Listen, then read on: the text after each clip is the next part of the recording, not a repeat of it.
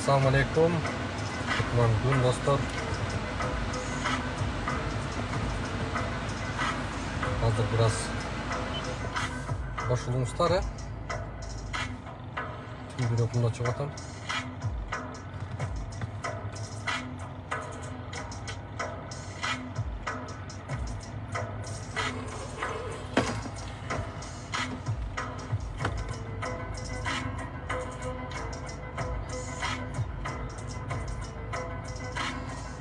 Kim var dostlar?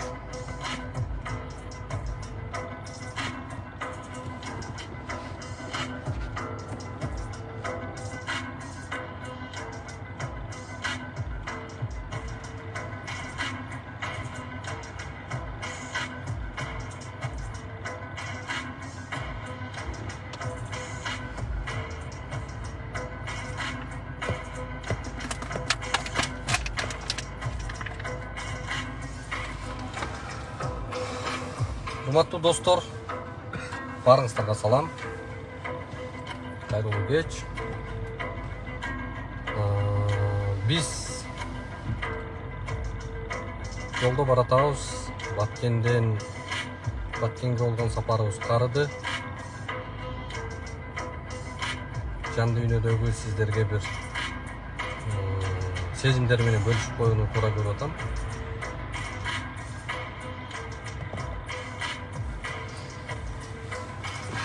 Мына урматтуу достор, биз сапар алдык Баткенден. Мен бир нерсени абдан айткым келип атат да. Мына биз үчүн мекен мамлекеттүүлүгүбүз канчалык маанилүү, канчалык зарыл экендигин ар бир кыргыз сезди, туйду, жүрөгү мындай бир силкинди да. Бул абдан маанилүү деп ойлойм. Анан ошол Баткендеги сапарыбыз абдан бизге чоң таасир берди достор. Мекендин кадырын дал ушундай мекендин башына күн түшкөндө сезет экенбиз да, ар бирибиз ушундай кыйын кырдаалда мамлекетибиздин эртеңгисин абдан мындай бир ой жүгүртөт экенбиз. Анан мен сезген эмесмин, мен билген эмесмин. Баткендин эли ар бир жаран чыныгы патриот экен да. Бир практикалык мындай бир реалдуу өзүм күбө болгон жагдай менен сиздерге айткым келет да, урматтуу баткендиктер. Мага ушул 4 күн Баткенде болдум. Бир дагы жолу бир баткендик мекендешибиз келип жеке маселесин айткан жок да. Мага чалганда дагы ушундай болду да. Мен Кыргызстандын көп эле аймактарында болуп атам, көрүп атам, сүйлөшүп атам адамдар менен. Бирок ушул Баткендин эли чыныгы чегарачы экен да. Мага бул абдан чоң дух берди. Абдан чоң менин мындай бир мамлекетибиздин эртеңкиси бар экендигине ишеним берди да. Бир жолу ушул элге келдим, акыбалды көрдүм, адамдардын турмушу менен тааныштым. Ошол Баткендеги жагдайды көрдүм да. Мына ушул нерседе бизге абдан чоң бир жакшы сезим калтырды. Ошондуктан мен ойлойм, мындай элге кызмат кылуу мен үчүн чоң сыймык. Мындай элдин маселесин айтуу мен үчүн баа жеткис байлык. Мен абдан ыраазы болдум Баткендин элине. Чындыгында мекенибиздин бир карыш жерин эч кимге алдырбай турган чыныгы мекенчил биздин жарандарыбыз Баткенде көп экен. Ар бири өмүрүн тике саят экен, жөн эле сөз эмес, реалдуу турмуш менен саят экен. Мекен үчүн, бир карыш жер үчүн. Муну ким Баткенге барып атса азыр, ким Баткенге келип кетсе, мындай ой жүгүртсө, ким билет да, ушул сөзүмдү тастыктайт да. Бул деген мына абдан чоң бизге мотивация берди да. Мен абдан ыраазымын, урматтуу Баткендин жарандары, мекендештер. Ушул позицияңыздардан эч качан жалтанбаңыздар. Калдайган кыргыз эли турат. Калдайган кыргыз эли турат артыңарда. Мына көрүп атабыз, канчалаган жардамдарды берип атышат. 1 килограмм картошка, 1 килограмм сахар, 1 литр майын алып келип берип атат. Колунда мүмкүнчүлүгүнө жараша ар бир адам салым кылып атат. Бул биздин миңдеген жылдар бою тарыхта кандай азап тозокту тарткан ата бабабыздын бир бизге калтырган, биздин каныбызда ушул нерсе бар да, мисалы. Мына үркүндө кандай кыйналган кыргыз, кандай кырылган кыргыз. Бирок аягында мына биздей муунду калтырып кетти, биздей урпактарга байлык калтырып кетти да ошондо ата бабаларыбыз. 37-жылкы үркүндө Советтер Союзунун мындай бир каардуу чечимдери, каардуу бийлиги кандай кыйынчылыктарды, кандай нерселерди кылды, бирок биз үчүн, кийинки муун үчүн үлгү ала турган көп иштерди жасап кеткен да. Мен абдан толкунданып атам, мен абдан ыраазы болуп атам. Мен айтам, урматтуу мекендештер, урматтуу кыргызстандыктар, урматтуу дүйнө эли, дүйнө жүзүндөгү мигранттар. Баткен элин калтырып койбойлу могу жагдайда. Баткенге жардамды токтотпойлу дагы. Биз ушул нерсеге чакырабыз баарыңарды. Бүгүн ар бирибиз салым кыла турган күн. Мына 14-сентябрда чыгып кетишкен үйдөн. Бир кийим менен чыгып кетишкен. Бирок мен ошолордун көзүн көрүп, мекенге болгон ишеними, алардын көзүндөгү жалынды көрүп, мен башымды көтөрүп мындай дух алып атам. 20-дагы биздин аскерлер, кичинекей жаш балдар, биздин аскерлер кандай кызмат көрсөтүп атат, түнү күнү уктабай. Бул бизге биздин элибиздин чоң бир байлыгы. Мына өмүрлөрүн реалдуу, сөз эмес, реалдуу мекенге арнап аткан, мекен үчүн өлүп кете турган жигиттер менен сүйлөштүм мен. Кары жашы дебей, ар бири түнкү саат канчада ойготсоң ошончодо туруп кызмат кыла турган жигиттер, инсандар бар экен. Бул биздин урматтуу мекендештер, бул биздин чоң бир жакшы касиетибиз. Мен бул нерсени Баткен элинен көрдүм. Баткен элине мен абдан ыраазы болдум. Дагы бир жолу кайталайм, мен Баткендин элине кызмат кыла алсам, кызмат кылган болсом, мен абдан башым бийик болот.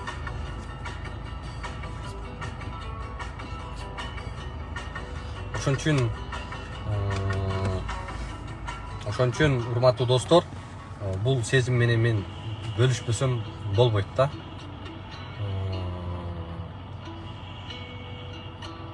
Урматтуу достор, эми биз бир тырмакчалык, тырмактын кириндей деле деп айтайынчы мындай. Бир кичине кызмат кылдык Баткенге. Бул кандай десе, ушул акыбалыбызга жараша, өзүбүздүн чөйрөбүзгө жараша, досторубузду, мындай бир кайдыгер эмес жарандар башыбызды бириктирип, бир аракет кылып жардам берели. деп ушул күнү мындай так отчетун шаарга барганда буюрса жарыялайбыз. Болжолду 30 тоннага жакын гуманитардык жардам алып келдик. Бул кимдердики? Бул ушул жогоруда айтып аткандай Баткен деген жазууну коюп койгондо ошол келип берип, өзүнүн салымын кошуп, анан бизге мындай бир кандай десем эми ишеним артып, анан өзүнүн салымын кошкон инсандар. Ошолордун жардамын алып келдик. Мына 8 айылга алып бардык. Мына ал жагы Аксай,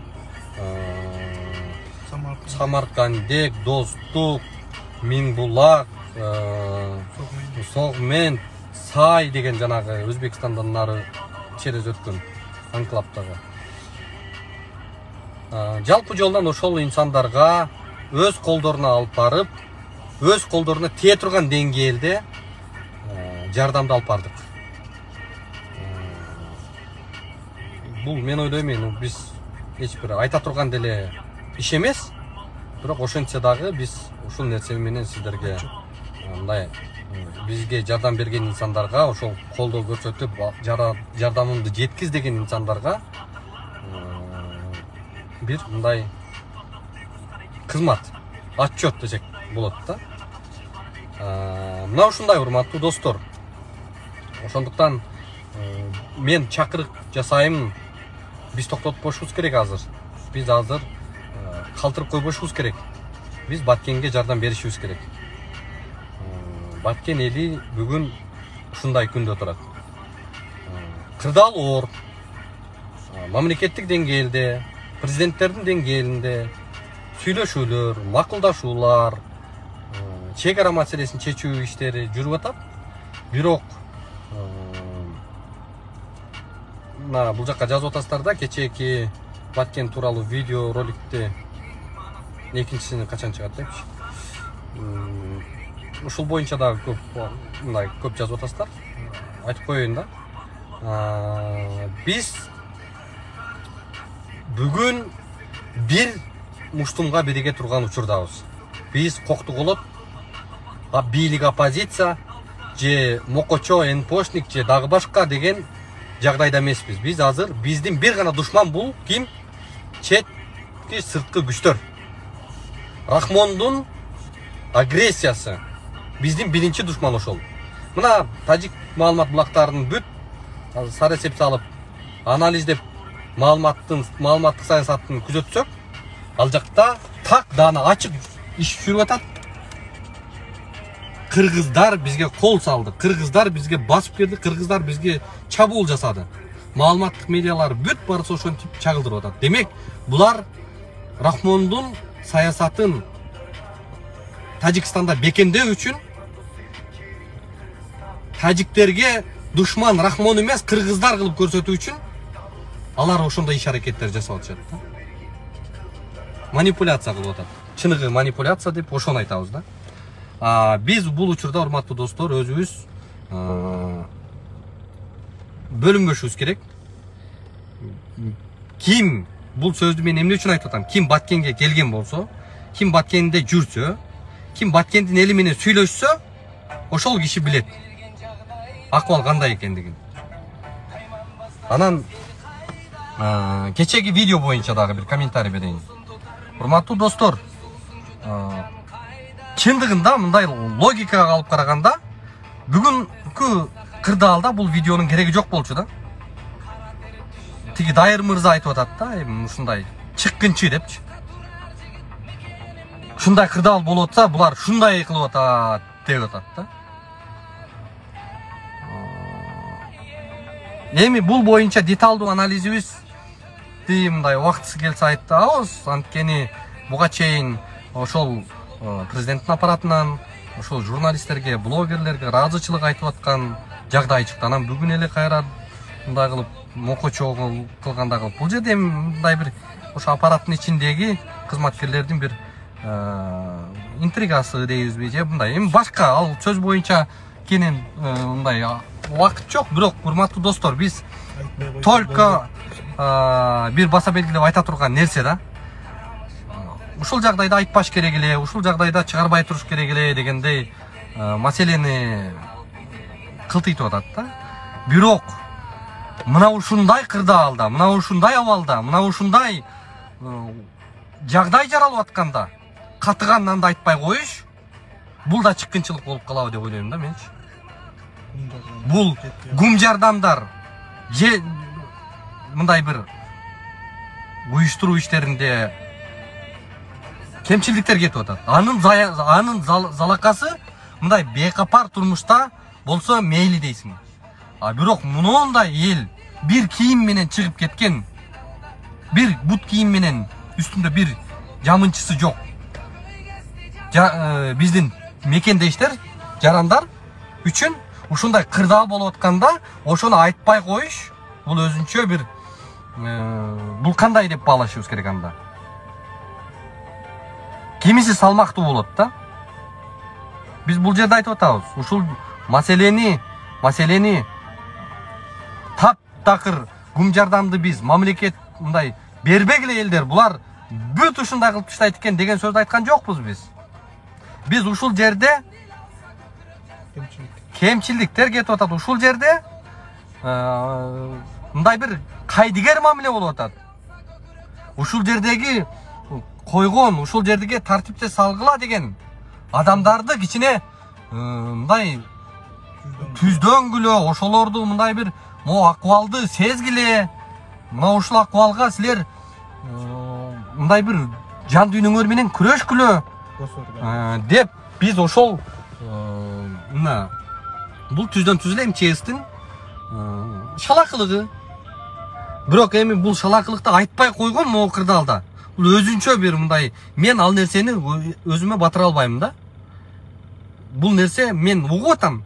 Мына канча биздин мекендештер жазып атат ушул Баткенден. Рахмат. Рахмат, бизге жардам келе баштады. Рахмат, бизди кабыл ала баштады. Рахмат деп ошол жерде бир чек арада турган аскердин курсагы тоюп атса, ошолорго жетип атса, чек арада жүргөн, ошол качкында жүргөн биздин Баткендик туугандарыбыздын кийими же тишини жууганга щетка барып калса, бул биз үчүн сыймык, биз үчүн бул жакшы иш. Мына ушул нерсе, бул жердеги логика ушунда. Бирок мына урматтуу мекендештер, мен Баткенден азыр сапарыбыз карыды. Бүгүн ушул азык түлүктөрдүн баарын таратып бүттүк. Бирок Баткен элинин бейпилдиги үчүн, урматтуу Баткендик туугандар, мен сиздерге сөз берем, өзүмө да сөз берем. Баткен элинин бейпилдиги үчүн көтөрө турган көп маселе бар экен. Айта турган маселелер көп экен.